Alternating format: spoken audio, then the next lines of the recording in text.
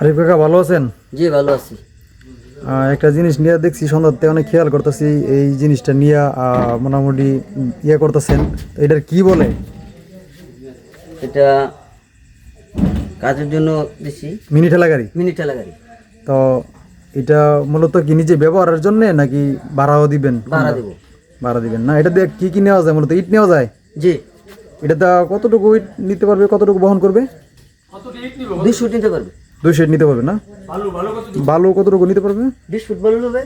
20 foot. গোবর? জমিতে গোটা পুরো লুট দিয়ে ওই আচ্ছা, তারপর ধান টান? ধান 150 করে নেব। 150 না? তো এটা ভাড়া কত টাকা ভাড়া দিবেন? 200 টাকা। 200 টাকা। ভাড়া দিই। আর যোগাযোগের ঠিকানা কোথায় পাওয়া যাবে? যোগাযোগ ঠিক হলো কেরানীনগর নতুন বাজার, মোহাম্মদ আরিফুল ইসলাম দোকানে পাওয়া যাবে। ফোন নাম্বারটা কয়ে দেন।